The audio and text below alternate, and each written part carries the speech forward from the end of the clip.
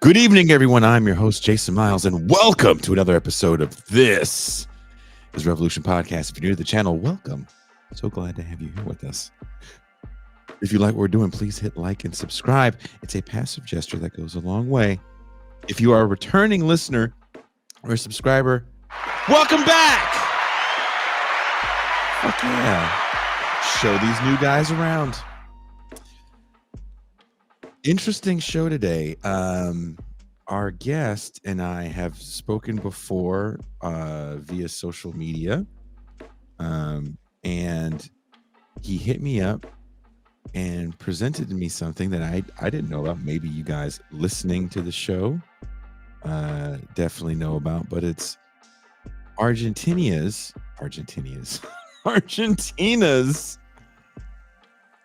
relation with anti-Semitism and also their relationship with Israel, which I thought was very interesting. Today marked yet another day marred by tragedy in the Israel-Palestine conflict. This time, Hamas soldiers reportedly killed 21 IDF combatants. This will surely be used by Israel as more justification for the brutal slaughter in response to the attacks on October 7th. Israel claims that almost 1,200 civilians, soldiers, and foreign nationals died that day. Their bombing campaign, which many nations throughout the world have deemed genocidal, have taken the life of an estimated 30,000 Palestinians. Israel claims that the Hamas attacks and any support of Palestinians living in Gaza is an act of aggression against Israel's right to exist and is anti-Semitic, often citing the Hamas attacks as the most deadly since the Holocaust. But how true is that statement? Our guest today has been writing about the death of thousands of Jews living in Argentina during the dictatorship of 1976 to 84. This mass slaughter of dissidents and ethnic slaughter of Jews was supported by then President of Israel, Menachem Begin. From our guest's article on the atrocities of the dictatorship, in her kerchief holding up a sign with the cipher 30,000 in marker, Vera Yarich tells the Chancellor of Germany, "I am an Italian Jew. I was a child in Italy 12 years ago when they introduced the racial laws, but we saved ourselves by going to Argentina." Her grandfather, she explains, was less lucky. He stayed and was taken to Auschwitz, and there is no grave. Many years later, my daughter, 13 years old, was taken to a camp where she was tortured, died, and there is no grave for her either. These are analogies. History repeats itself. The good things also repeat themselves, not only tragedies. Among those things that repeat there is revisionism, the denial. In Germany, in many of the countries that were occupied, there were those who denied the Holocaust and still do. And here in Argentina, revisionism is happening under this government. People who say there were no 30,000. Well, we want to know the exact number, and only they can tell us. The military regime know exactly how many, and they know the facts about the children who were transferred to other families. History doesn't repeat itself, but it sure does rhyme. Human rights supporters in Argentina estimate the toll at 30,000, but the official revisionism of President Mauricio Macri's ruling pro-party tends to deny that approximation altogether. Dario Perfetto, the ex-minister of culture who resigned because of protests by Argentinian artists, notoriously stated repeatedly there were at most a few thousand disappearances caused by technical circumstances. What were those technical circumstances that would have caused thousands of disappearances? Yes, our guest is telling me that was an old article and the new president is Millie. Yeah, we know. I know. Calm down. We're coming for you already. The show's just started and you're just coming for me in the private guest host chat. Don't worry. And I don't, you know what? I didn't ask how to properly pronounce your last name, so I'm going to say it wrong and you can correct me. Please welcome our guest, Arturo Desimone. Did I say your name right? Yes, you say it fine. Yes. I was like, is it Mon? Is it Monet? Do I say it like an Italian? Like an Italian. I suppose it's a mix of Spanish and Italian anyway. But yeah, Yeah, Desimone. every time I say it, I was trying to practice it, and I didn't think to try to hit you up beforehand, which would have made the most sense, and say, how do I say this right? So I was like, I kept saying it, and I kept doing this as I said it. So I will stop being racist for 1 minute. Okay. Now, you were born in '84, not in Argentina, but you were born after, like kind of right as the dictatorship ends in Argentina. Your father actually left or fled Argentina because of the dictatorship. Did he ever talk to you about that? Did you ever ask questions about that as a young person growing up? Yes, I did ask questions, but it wasn't very necessary to ask. He just talked about it a lot, and he lived in that era, basically. To him, in his memory, it never ended. He was permanently thinking of talking about that. Did he never go back? Only for the deaths of my grandparents, only for the funerals of my grandparents on his side. Yes. Can you give us a quick kind of history of that dictatorship, how it came to be, and how long it lasted? Yeah, you don't have to go into the that's a big history, but if you can kind of give us a brief rundown, that would surely. Right. Well, yes. I talked on the podcast of, I think, your friend Douglas Lane, Sublation. We are not friends. Sorry. I'm just kidding. He's coming to right. visit at the end of the month. Doug Lane is a very good friend. Oh, Very good friend. right. So that conversation was the background of Peronism and the phenomenon of Milei in Argentina. So I had to give the whole background of Peronism to explain what is anti-Peronism. And so the dictatorship of from 1976 to 1983 was the last of a very long series of military regimes that came and went in the country. This last one was declared itself anti-Peronist, as a few previous dictatorships, but it did a coup. It committed a regime change in the modern, contemporary, parlance, regime change against the government of Isabella Perón, the widow of the famous populist Perón, which was a democratically elected government that had many aspects of a regime, including the AAA, the Argentine Anti-Communist Alliance, which was a kind of death squad's intelligence agency that Isabella Perón wanted to have in order to track down young left-wing Peronists who she felt were corrupting Peronism. And at some point, the military dictators who disliked her concluded, well, this woman, wants to do repression. We know how to do that better than her, and we have our own agenda and our own ideology. And so Isabella Perón was the setup or the architecture of what overthrew her, which was the junta of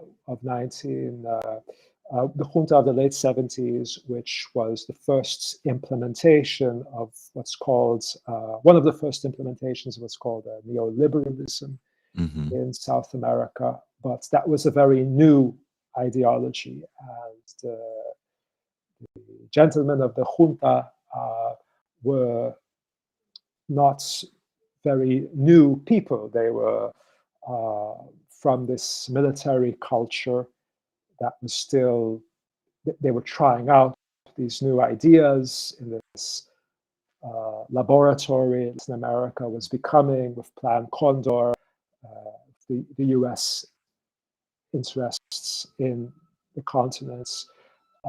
However, their ideas were very old ones, such as,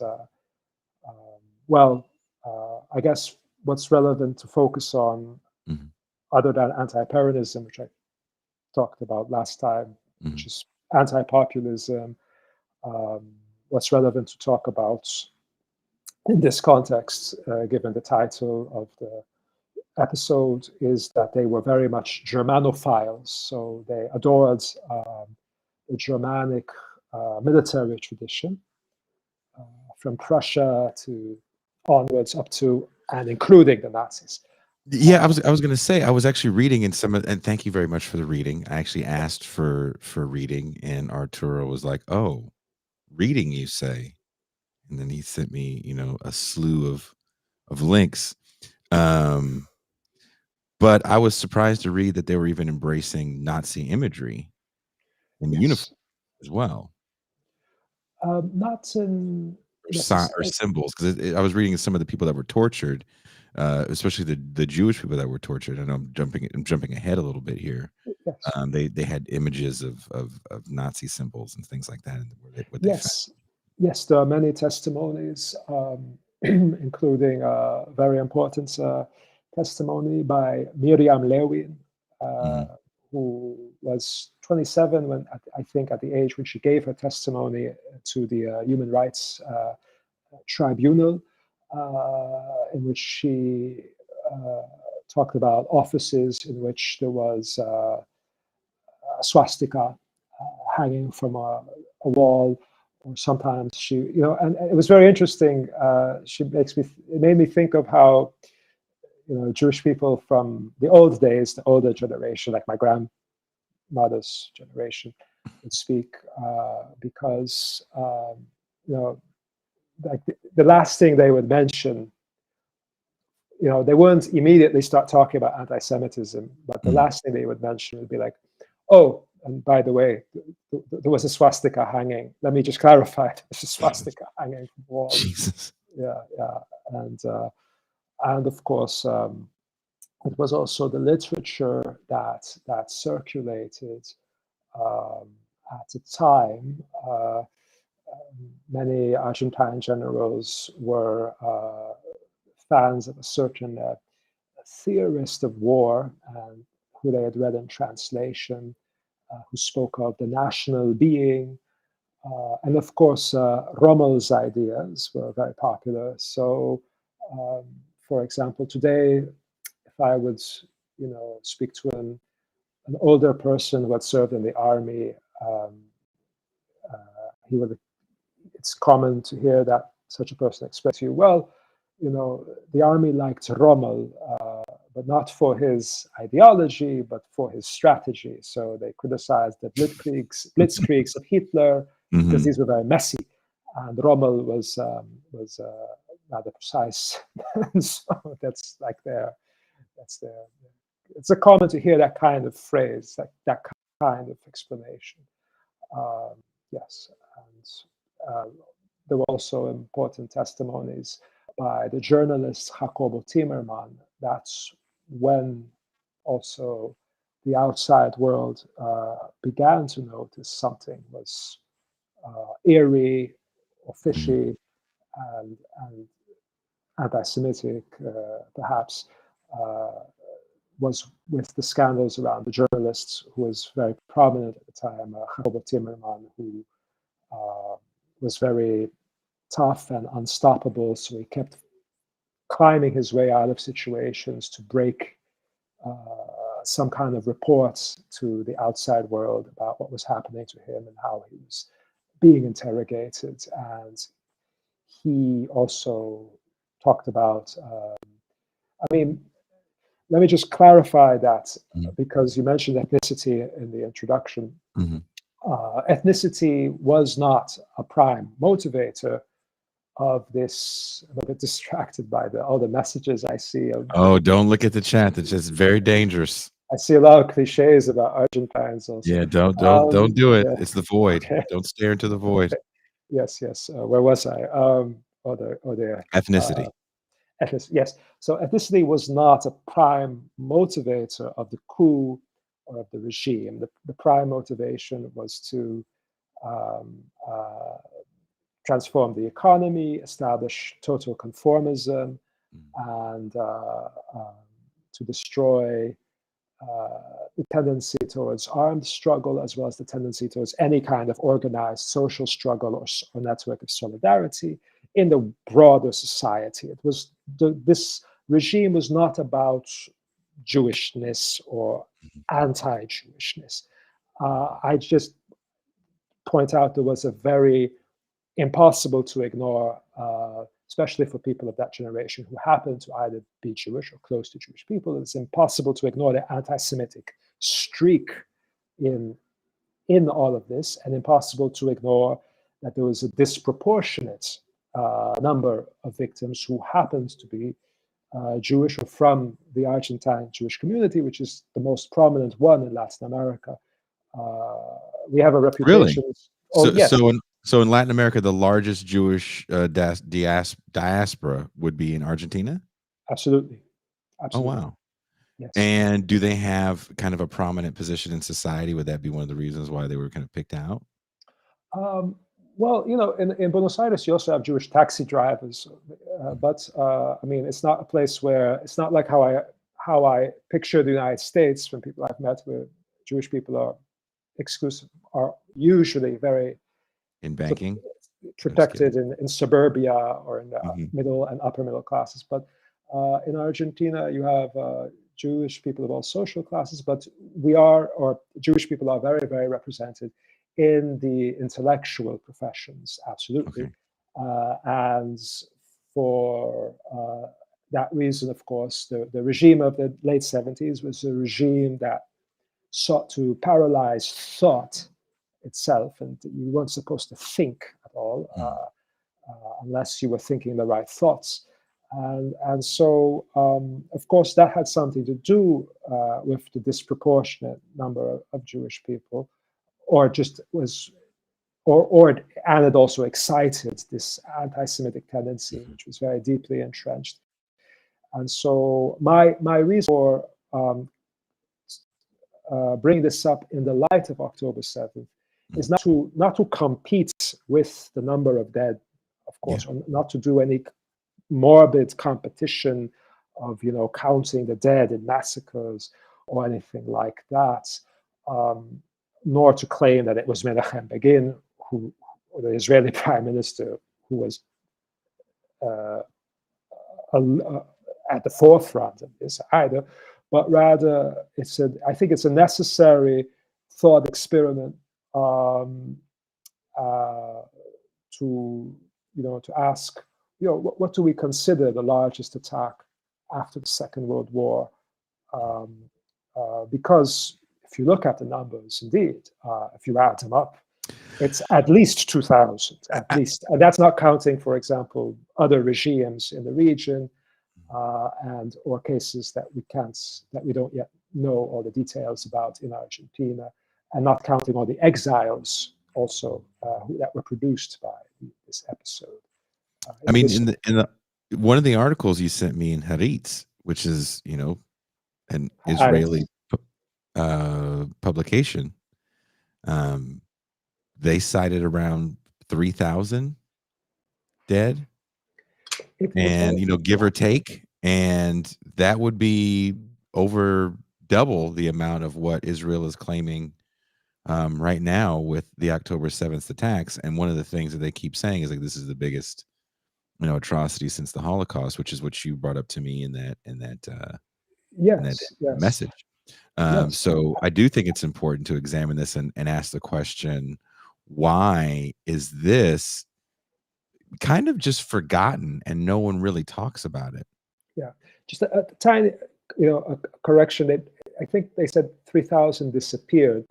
Okay. But which is like 10% of the estimated Mm-hmm. 30,000 disappeared. Mm-hmm. But because what happened in Argentina was that people were forcibly disappeared without a trace, and a third of those people had relatives who immediately after the dictatorship registered the complaints, because those people were sure enough that democracy had come and that there wouldn't be consequences. But 30,000 people were systematically, an estimated 30,000, we don't know the exact number, were systematically erased, like from the country, from the face of the earth, without a trace, and their relatives or friends or companions knew that these people were apprehended or were gone, but very hard to prove, to find the remains also. But indeed, and I thank you for being so open and for bringing me onto the show, and it is indeed relevant, yes. No, no. Again, thank you for contacting me and agreeing to come on. I get the whole disappeared thing. I read an article, or no, I read a post today. I'm looking for more information on it. Recently in Mississippi, they found behind, I don't know if you saw this, behind a prison, over 600 bodies. Oh. And one of the bodies that was found was a young man that was hit by a police officer. Like his car hit this young man. The young man actually had ID on him. The protocol in the States is if someone gets hit and there's ID, you go to the house where their ID is and say, hey, are you the family member? Can you identify said body? Blah, blah, blah, blah, blah. There is cemeteries throughout the United States that are filled with John Does. That happens, right? But this was not a John Doe. And I guess a few of these people, I don't know how many had been, hit by police officers, or they don't know how they were all killed, or perished. I feel like Argentina has that same kind of history in it, where you have these 30,000.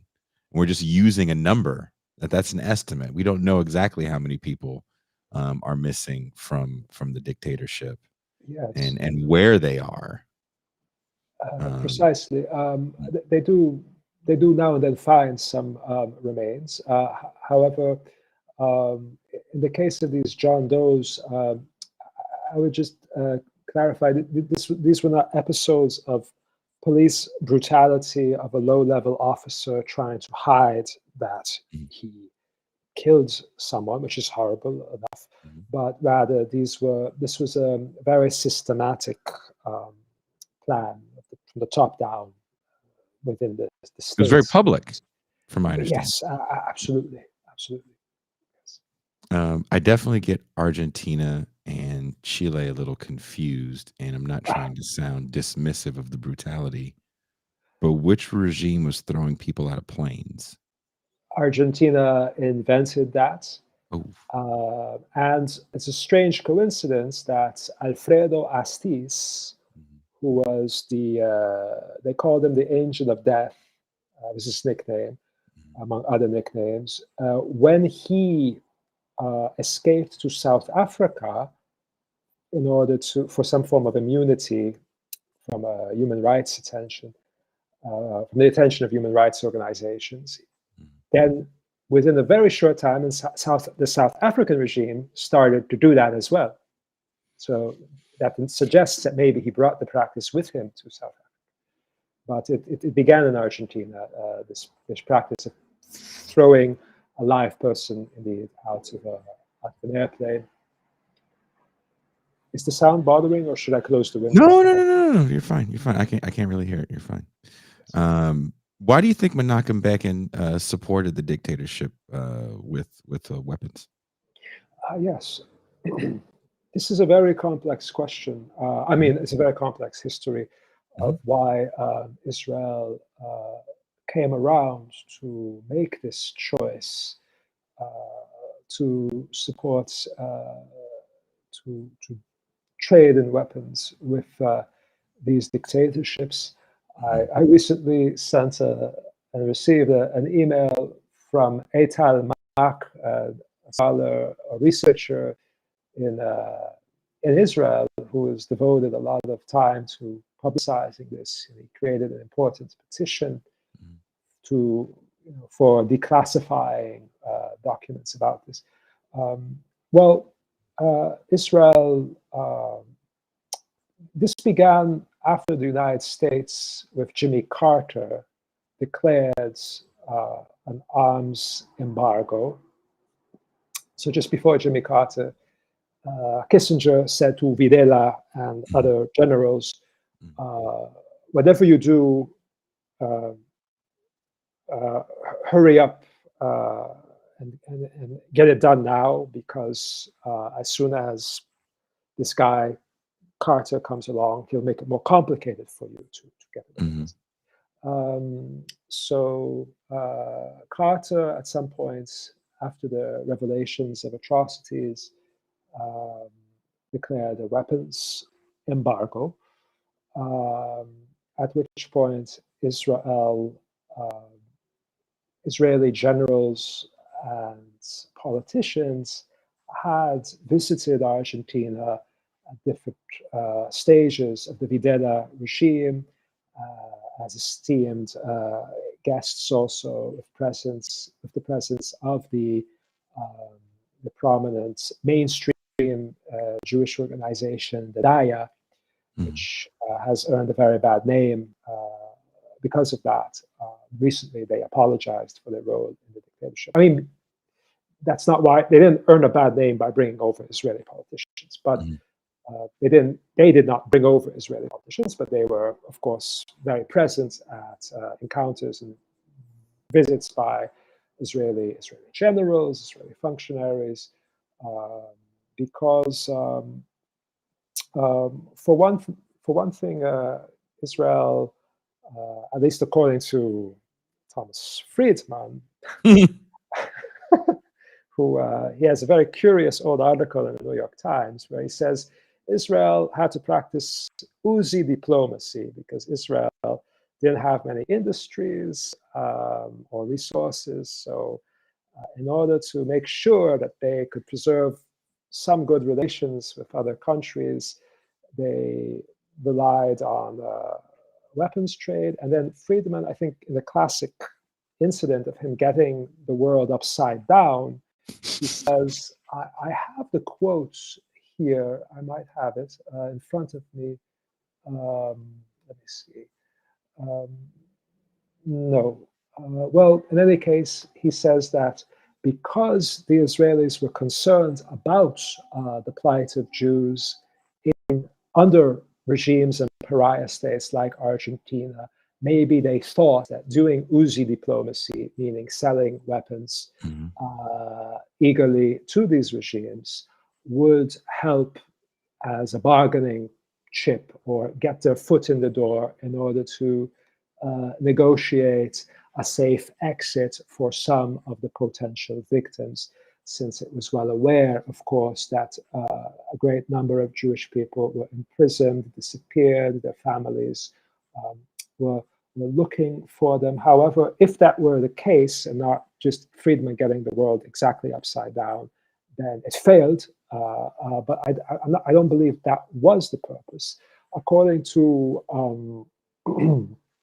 Gerardo Leibner, an Uruguayan Jewish scholar who lives in Israel, who I think was in exile, he has a more interesting thesis about this. Okay, what is his? Yeah. So he says that after 1967 war, the Israelis faced a dilemma because on the one hand, their intelligence people were very well aware of the character of regimes in Argentina, Paraguay, which were obviously philo-Nazi, Uruguay, the Uruguayan regime. And so Israel had refused also requests from an Uruguayan right-wing politician just before the regime, who asked the Israelis for a blueprint of their prison near Gaza, so that they could build a similar blueprint for their local terrorists. And the Israelis were very suspicious of this because they did not trust the character of these regimes, which had given harbor to Nazis, which had a false neutrality, if any, position that was not openly pro-Nazi during the Second World War. And, there was the Eichmann case of Eichmann in Argentina. And so the Israelis did not like these people for good reason. But after the 1967 Israeli-Arab War and after the United Nations began to condemn Israel and began to be much more supportive of third worldist uprisings around the world. I think that was the UN at its most radical in its history, or at its most progressive, to use a less pejorative term.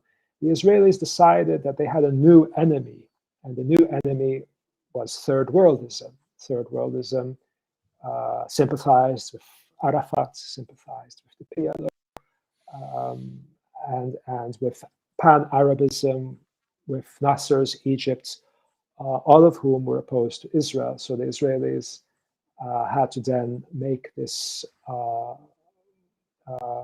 they felt, this is their perspective, I don't agree, that they had to make this choice. I think that simply ending the occupation would have been much better. But the decision that third worldism was the new enemy, and the fact that the resistance movements in Argentina, guerrilla movements, populist movements, either resembled or admired some Arab movements, also increased this hostility. And so basically, there was an encounter with, I think I remember his name correctly, Ram Nirgaz, who was then the Israeli ambassador in Argentina. He met with a very notoriously anti-Semitic general called Albano Hardingay, who, if you mispronounce it, it's Hardingay. Albano Hardingay was the Minister of Interior, so at the forefront of supervising torture. And Ram Nirgaz said he had two priorities, two concerns. First of all, whether Argentina would get its voting record straight in the UN and in other international organizations, and be more supportive of the Israeli geopolitical interests. The second concern, of course, not saying this was necessarily second place, but of course, every Jewish organization in Argentina was under enormous pressure from families, particularly from Jewish families, of course, who will resort to Jewish organizations, their supposed representation, to do something about their missing children, their imprisoned children, and Albano Hardingay's response was, those people are as good as dead. Yes, and at some point, I'm trying to answer various points. I know there's a lot to. I'm sorry I'm asking such broad questions, but this is kind of one of those topics that, again, as much as going on between Israel and Palestine, and as much as going on is about support for said conflict, here you have this situation where thousands of people are missing. Let's just not put a number on it. Let's just put it tens of thousands of people are missing, right? And a lot of them children. And there's a reason why people love to center children on any sort of tragedy. Why the children in Argentina? because they seemed very young. And I'm like, what were the kids doing that would necessitate having to snatch them up and put them in torture camps? Well, I had I had planned to. I saw an American film with a scene where someone says everybody fucking hates poetry, and so I had planned then to read a poem at the end of the show. Oh, I was going to read the poem at the end of the show. I was going to beat you to it. There's no way you were taking that shine from me, buddy. Okay, because oh dear. No, So you know what? You know what? How about this? You read it in Spanish, and then I'll translate it in English. the thing is, I translated it into English. I'm the God first one who translated it into damn English, it! and I revised it because there were some things that I had to fix, correct somewhat. But I think this is a good example of to answer your question. Of course, Sure, most of the people who were persecuted were not really children. They were not children. They were between teenage years and much older.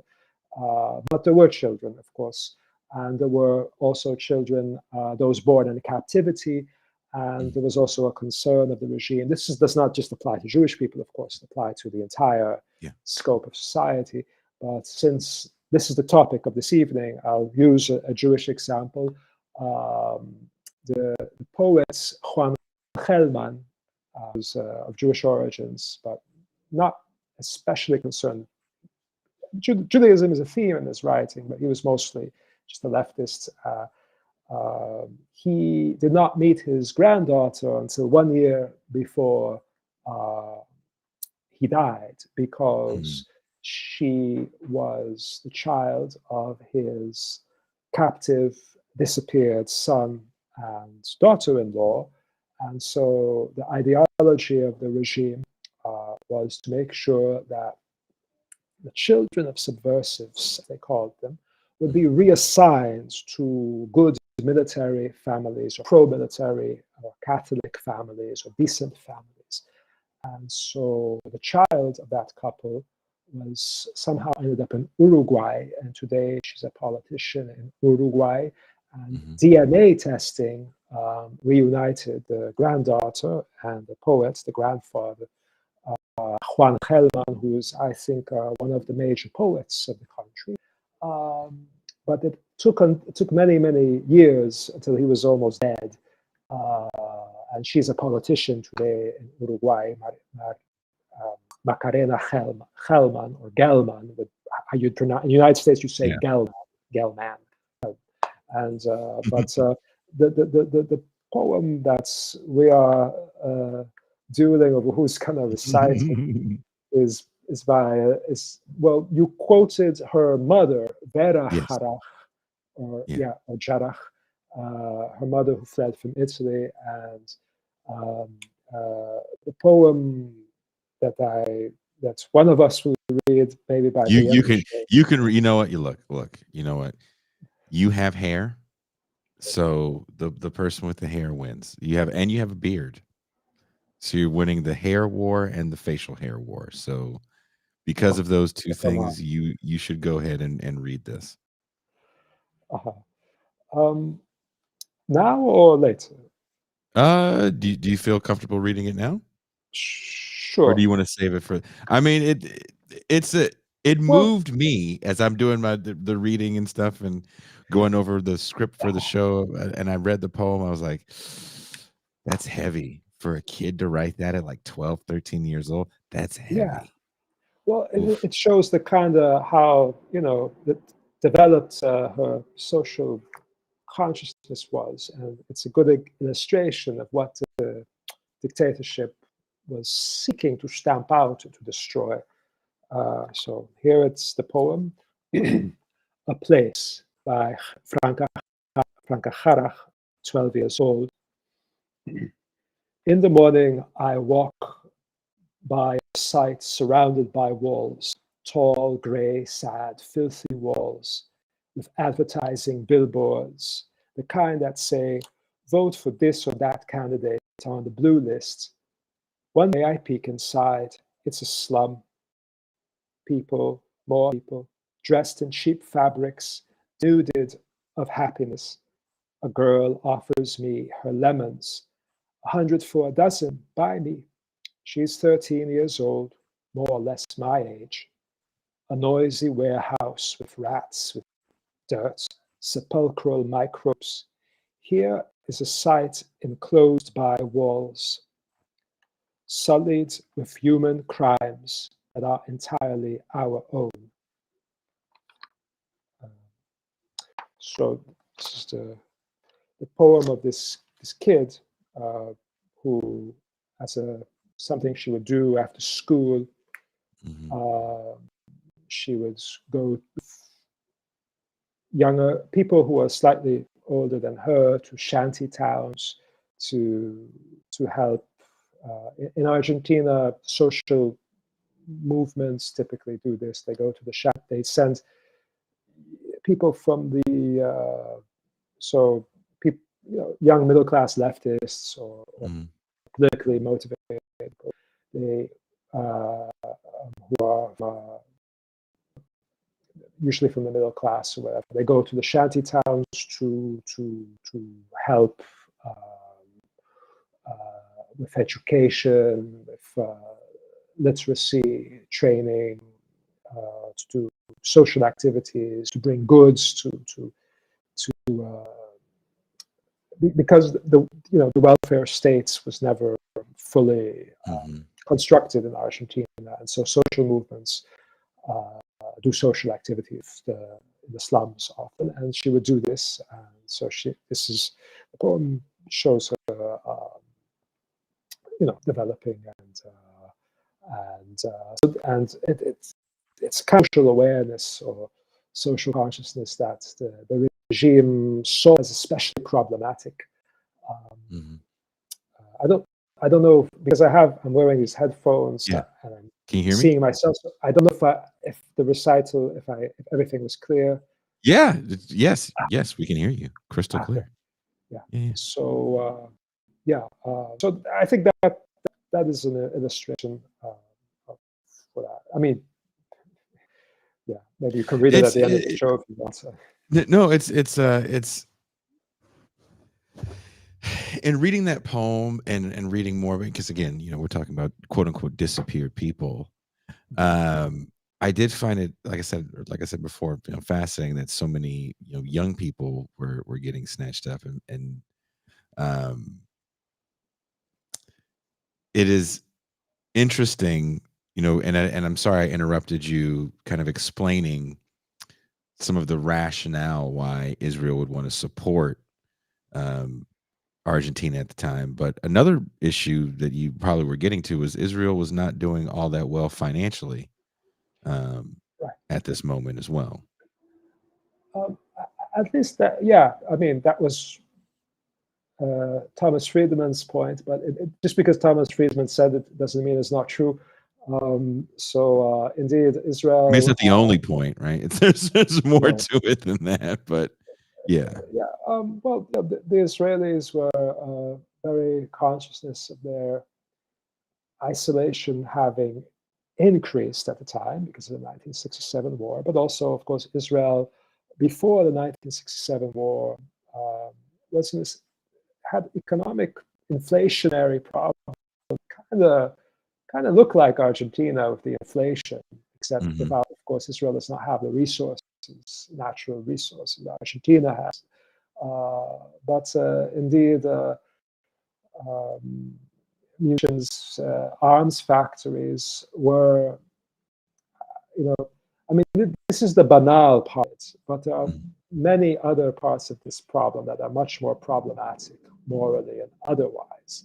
But the banal part of the problem was that a major employer in Israel at the time were weapons factories, and they needed exports because the domestic market was not enough, and they didn't want to fire all these workers. But there are much more.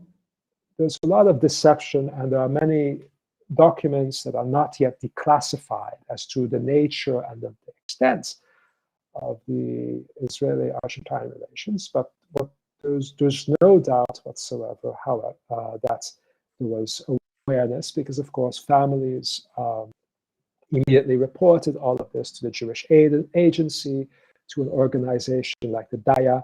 A famous May Plaza mother, Renee Eppelbaum, who is Jewish. All three of her children were disappeared, were annihilated, basically. Like Harach, the girl who wrote the poem, was annihilated. And she said she told various figures like the Jewish human rights activist and dissident Hermann Schiller, she told him that it haunts her. She said, it haunts me or it torments me to think that a weapon, a Jewish weapon, might have killed one or all three of my Jewish children. And activists like Hermann Schiller went to Israel. Israel had a very complex position because there were refugees going from Argentina, a small number, relatively small, definitely dwarfed by the number of people who didn't make it out. A few hundreds who went to Israel and survived, but they were all, of course, very concerned about the situation. And so when Hermann Schiller went to Israel, he confronted a functionary, an ambassador. I haven't memorized the name, but this political functionary got very angry at him in a debate and said, it's not true what our enemies are saying. We only supplied Argentina with 13% of its armament, of its arms needs during this period. And Schiller says that's reply for him, which he sees as a defense, says it all. And Schiller he founded an alternative Jewish organization because he and Rabbi Marshall Mayer, who was persecuted by the regime, who was also kicked out of conferences such as the World Jewish Congress, I think conference in Brazil, he was kicked out by the official Argentine Jewish leadership and representation at the time, Mario Gorenstein, because Marshall Mayer and Schiller, they were very critical that the official organizations like the Daya, who have recognized that they faltered, they recognized it late, they recognized it, I think, last year or this year. They've apologized, but they said they were downplaying disappearances and asking people to be quiet, to not be too loud about the disappeared Jewish people, because remember how angry many political forces were at the Jewish community after the Eichmann trial, after Eichmann was, I think, rightly abducted by the Israelis and taken to be put on trial. And so there was a kind of consensus among a certain class elements. The Argentine Jewish community has all layers of class. And so among a certain part of society within the Jewish community, there was a consensus that after the kidnapping of Eichmann, there was supposedly a wave of anti-Semitism. This is true. There was a very angry and influential, violent terrorist group in Argentina, a nationalist group called Tacuara. One of the members of Tacuara is now in the government. He is, I think, the Attorney General of the Treasury for Milei, Rodolfo Barra. Tacuara was an openly neo-Nazi movement that believed in street fights as a form of justice. Jesus. street fights mostly against Jewish groups. Wow. And Taquara, yes, and so after Eichmann in the 60s, sorry, I don't remember the exact dates, but The 90s? during the 60s, they had Yeah. many activities Mhm.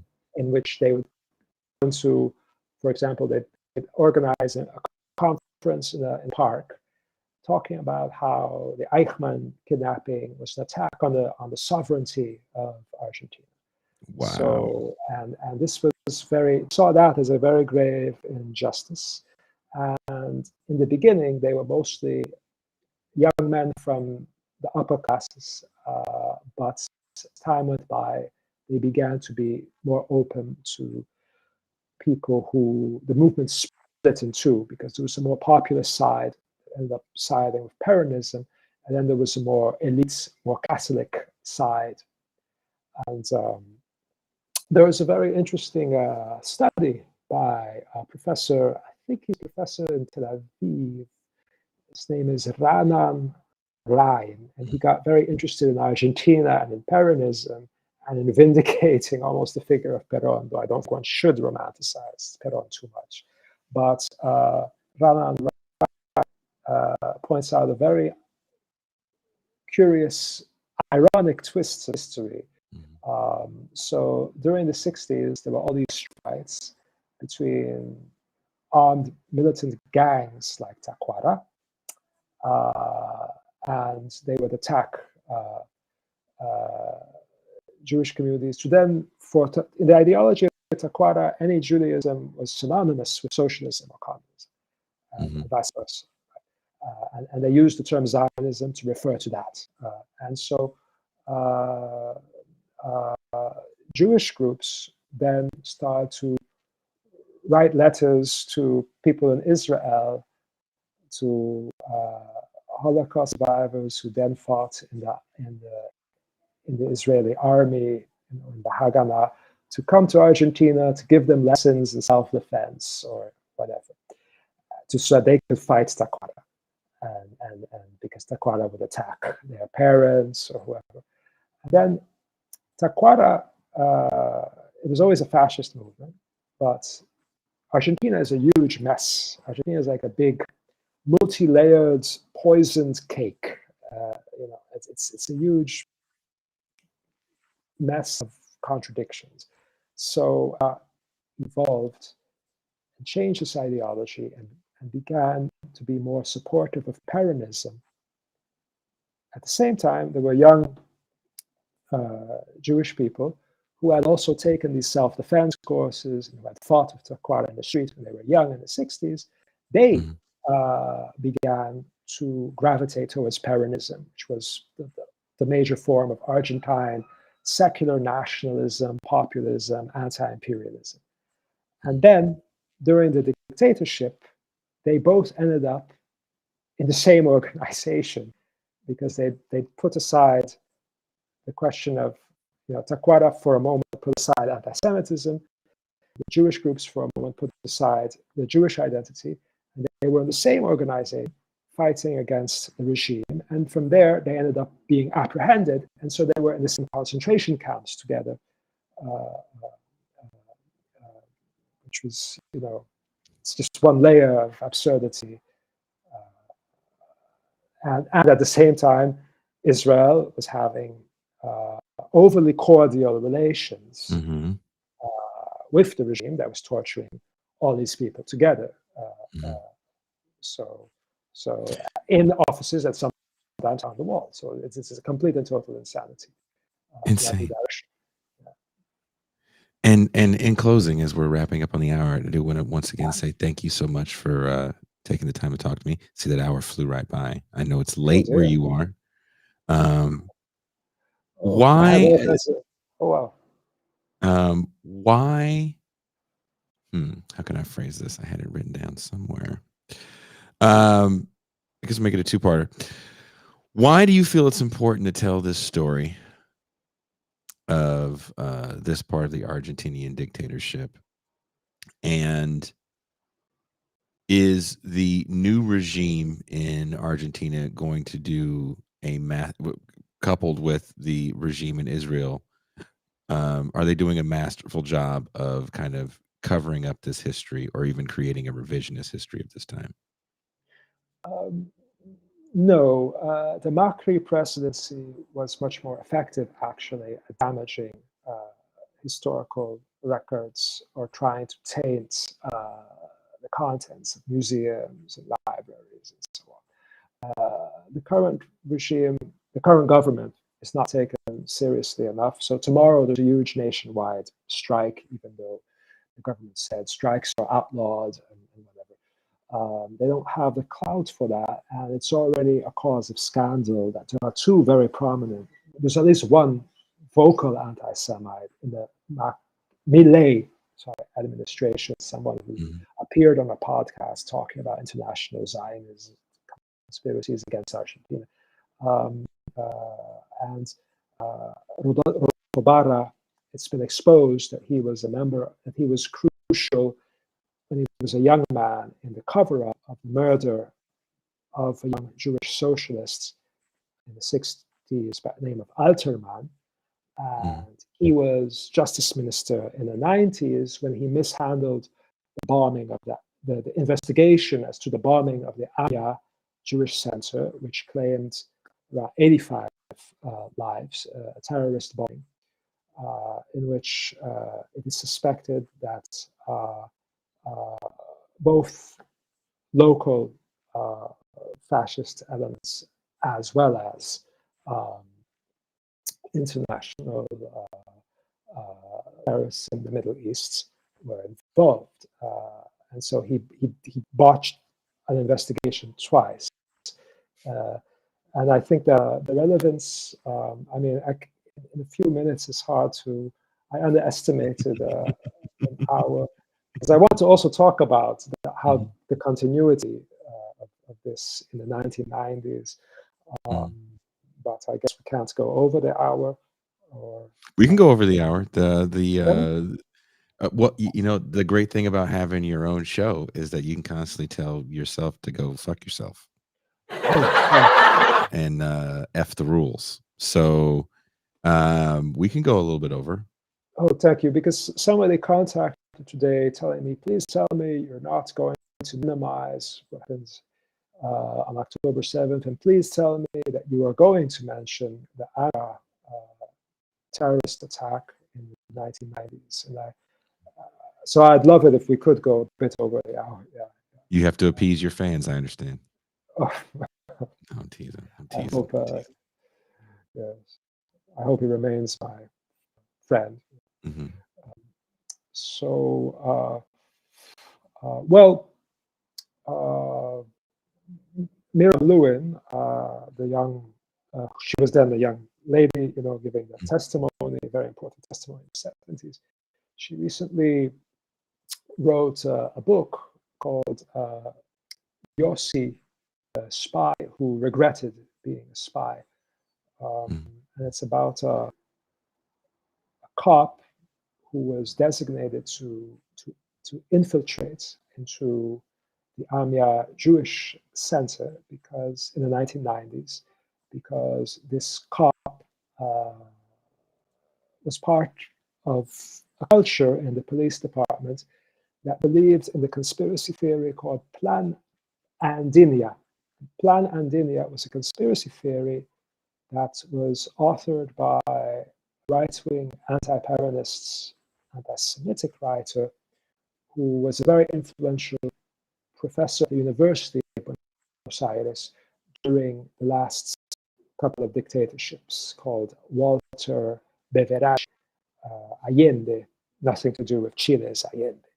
So this man devised a theory that that a Jewish plot in Argentina wanted to take over the whole Patagonia. There was a conspiracy to take over Chile and Argentina, and to make the Argentines, non-Jews, live like the Palestinians, or whatever, or much worse. And so this was a conspiracy theory that was very popular in Argentine nationalist circles and in the police. And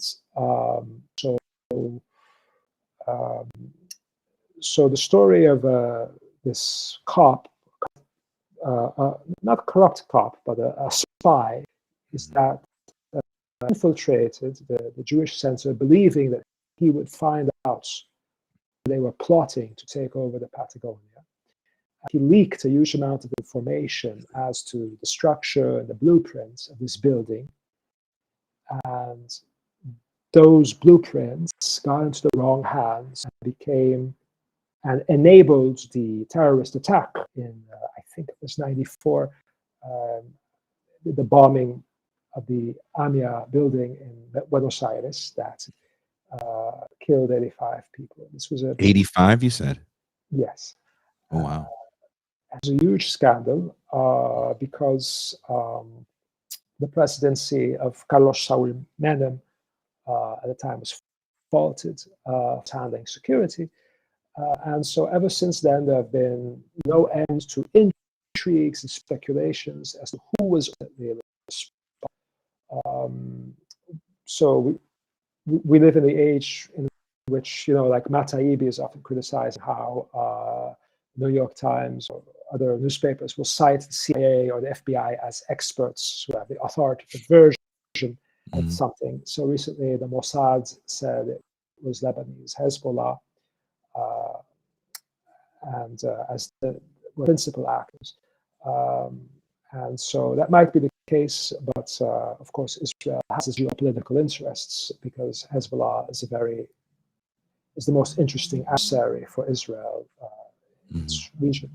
And I'm not denying that might be the truth, but for years, Argentine investigative journalists were also talking about the Syrian trail, because, of course, the presidents of Argentina at the time had put a colonel as a customs officer, a Syrian army colonel who barely spoke Spanish. Ibrahim al-Ibrahim was the customs officer of the Ezeiza, one of the customs officials at the top of the food chain in the customs at the Ezeiza airport. And he was a colonel very close to, married to an Argentine Syrian woman who were both very close to Hafiz al-Assad. And so Adam Curtis, BBC, claims that Hafiz al-Assad was behind a series of suicide bombing campaigns in the West. So there are all kinds of murky questions, and the AMIA bombing might never be resolved because it was terribly mishandled. And one of the people who mishandled it was the justice minister who's today a very key official in the government of Milei, who often brags that he is a great friend of the Jewish people, that he's a future Orthodox Jew, that he is the greatest friend of Israel and Latin America, and so on and so forth. To fully answer your question about, I know this is a lot of information. That's what we do here. Yeah, but to fully answer your question about how the connection between this and Israel, well, I think this is, of course, a scandal that's for Israel that I think the coterie around Netanyahu clearly don't care about these people. For these were all terrorists, even if they were of Jewish origins and qualified for citizenship according to the law of return of the Israeli state. But I also think that it's very obvious to anyone who's paying close attention that the hostages do not seem to be the major concern of the war cabinet, or certainly not of Netanyahu. Rather, he seemed to have used, this is my opinion, this is not mystical or whatever, but he seemed to have used October 7th as a pretext to enforce the ambition of greater Israel. And in that sense, he completely neglected the quest to get back the hostages, I think a number of whom are Argentine Israelis or Argentinian tourists who were at the time in Israel. Around, I think, 9 have been returned. 9 Argentine-Israeli hostages have been returned, but there are a few more. 9 hostages, or 8 or 7, I'm not sure, are still missing somewhere in Gaza and might never be returned because of all that rubble might have destroyed hostages. For all we know, there's no reason to rule that out. And of course, I don't see them as less important, as more important.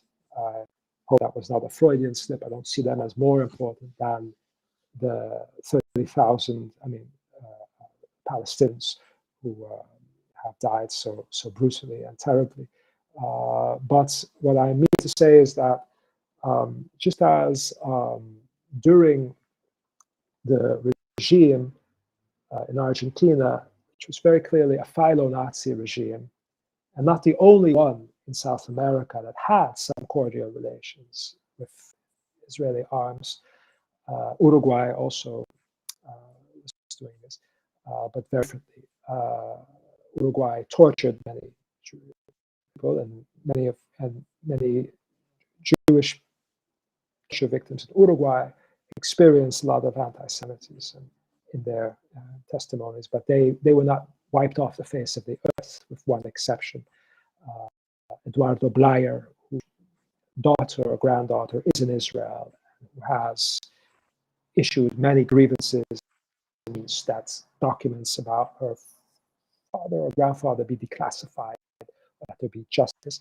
But just as the disappeared then were a secondary priority that took the backseat to, it seems, to geopolitics, to arms trade, and there are all kinds of excuses as to why that happened. It's very clear also that in this current campaign that has destroyed almost all of Gaza, it seems the hostages of these 10 or 12, between 10 and 15 of whom, it's not certain, are Argentine citizens as well, including the nephew of the popular singer who died was a soldier, but not a hostage. But there too, the hostages are the best secondary consideration of Netanyahu's coalition. And that's political. It seems to be having some kind of disastrous effects as far as the population. I've only seen a few images, caught a few stories about Israeli citizens that are furious that their family members are still being held hostage. They're like, look, you're blowing these people back to the Stone Age. Can you just get my kid out of there? So even keeping hostages, it's in my lifetime, I've never seen such a bungled strategy before that I can think of top of my head, where kind of all around the board, everybody's kind of like, this is bad. This is really bad. Even supporters of Israel, like, can you just stop bombing them, please? Well, their objective is the objective of Netanyahu's coalition. I am quite certain is greater Israel. So you see, what they're avenging is not October 7th. They're avenging Gush Katif, which was the settlement that, I forget the exact date, if it was 2005, the settlement that was evacuated of settlers, and there was a big drama about that settlement.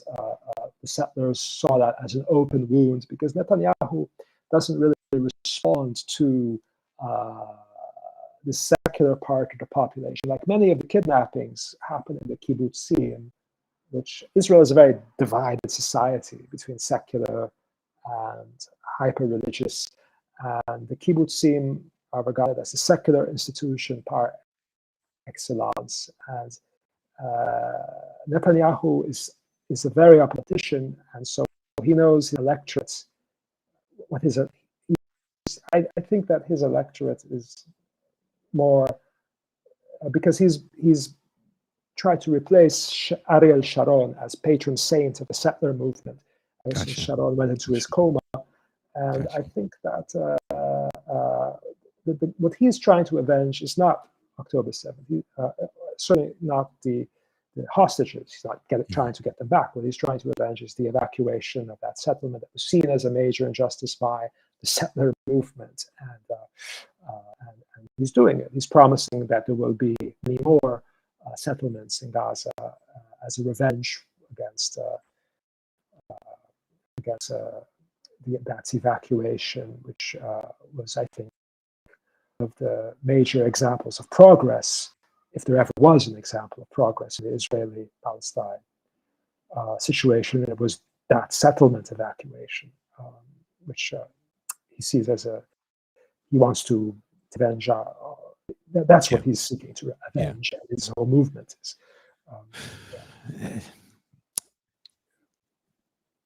And I'll ask you this last question while I still have you here. And again, thank you for staying up a lot later. I know it's very late where you are now. People are quite nocturnal in Argentina. You say that now. You know, are you going to go to sleep right after this is over? No. You not? I should fuck with you and call you later and see, hey. You know, Arturo sent me a message at 4 a.m. this morning. And asked if we were going on in 15 hours. I just want you guys to know that. I'm sorry. I didn't mean to wake you up. I was already awake, starting my day. Oh, the workout, the hike. I was already working out and cutting clips. Wow. I won't get into why, but I was already starting my day, and I saw that message. I was like, "This MFer is insane." If there is a Trump presidency, does this conflict get worse, or does it matter who's in office at this point? Which of the two? Does it Argentina, Trump or Biden or whoever they throw out there for you to vote for? Does it get worse if there's a Democrat or a Republican in office? In Palestine, in Israel, Gaza, yes. Sorry, I'm sorry about that. Yeah, in Israel, Palestine. No, I can't imagine. I mean, I think what people fail to understand about it seems Americans seem to, at least American Democrats, they don't seem to notice that Biden preserved all the worst aspects of the Trump foreign policy. And then added on top of that the worst aspects of the Democrat foreign policy establishment. So maximum pressure on Iran, destroy the Iran nuclear deal, which coincided with his vice presidency, Obama's presidency, strangling Cuba, undoing the opening up to Cuba, and of course, Biden immediately made it clear after Trump moved the U.S. embassy to Jerusalem, which was I happened to, I'll be very honest with you, I happened to be visiting my very old auntie and very old grand uncle in Jerusalem when Trump announced he was moving the American embassy to Jerusalem.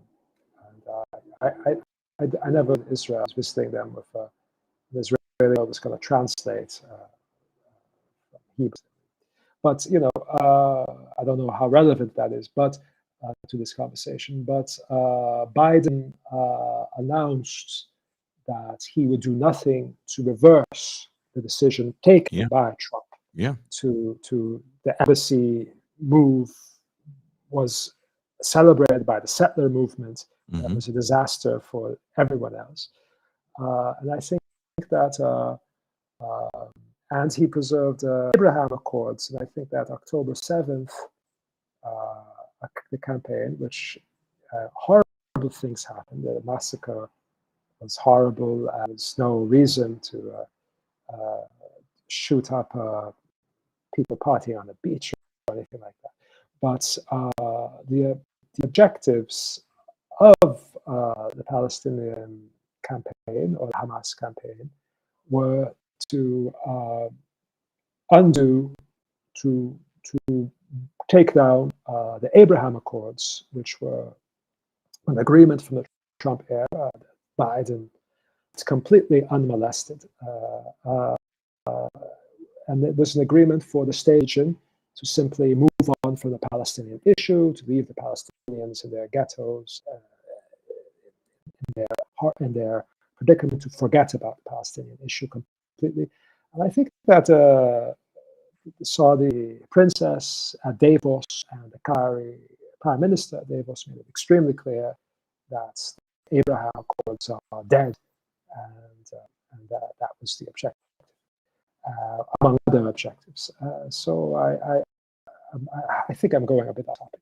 But in any case, no, I don't believe that Trump or Biden make a real difference, a positive difference. I don't believe Trump would necessarily. Of course, Trump encouraged many of these tendencies in Israel, but Biden is accommodating them. And Biden's applying, it seems he's applying the playbook he had for Ukraine of unquestioning, anyway, applying that playbook to this.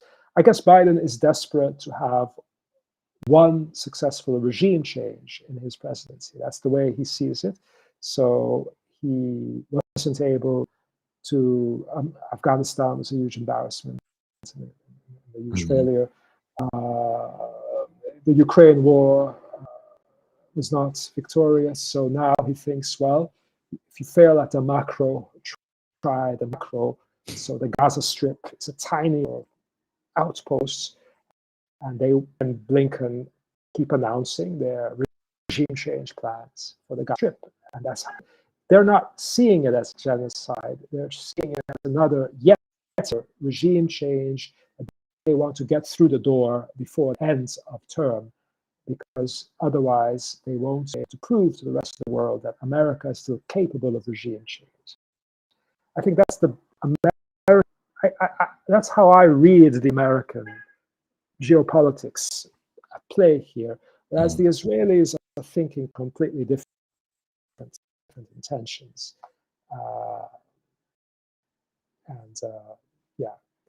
And I think Argentina will be a hysterical mess, but more cheerful than past decades.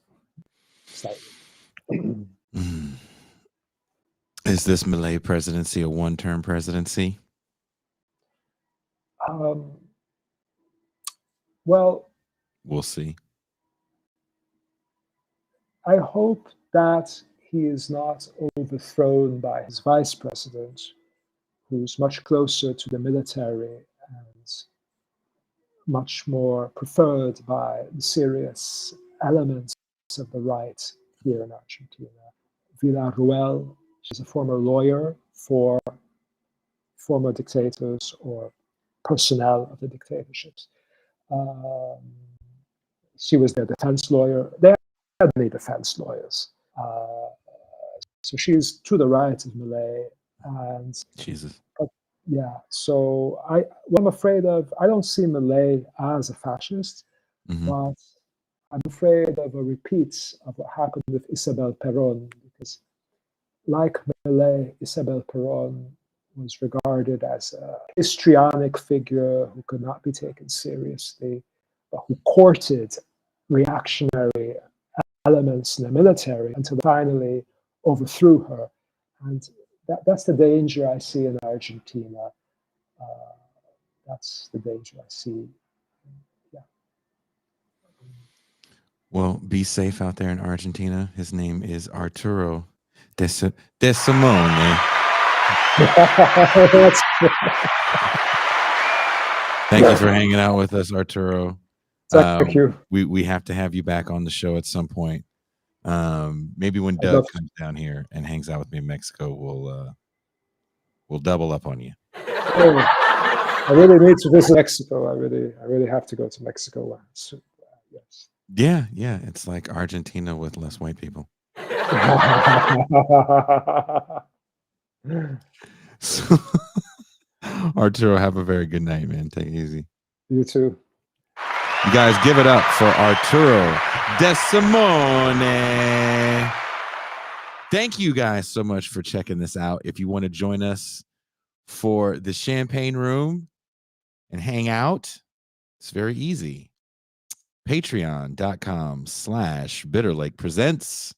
For as little as $3 a month or $30 for the year, you can come and hang out with us in the champagne room and have all the uncensored fun. Yes, imagine this mouth is even more uncensored in the champagne room. And I was reading what you guys were saying about me in the chat. Also, if you haven't done it already, please hit like. If you're watching this for the first time and you dug it, hit like, hit subscribe. Those passive gestures go a long way into making sure we can stay on the air, as I like to say. It is always a struggle to keep this thing afloat. But thank you guys so much. Damn, this chasing that orange. No, I don't have orange. I have no hair.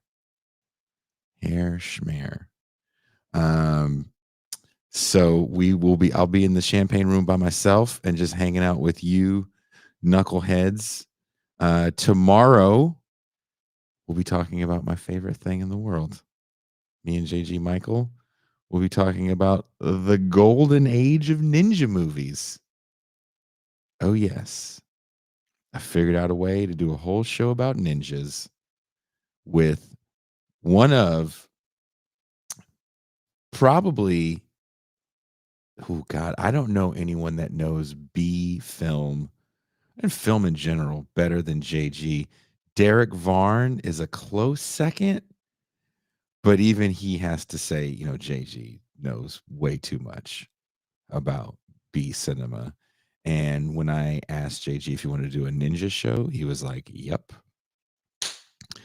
So it won't be a super long champagne room, but we will have fun. Don't worry. MT sent me tons of videos that she would like you guys to see for the champagne room. So we'll be playing some of those. And again, thank you, Arturo, for hanging out with us. And we are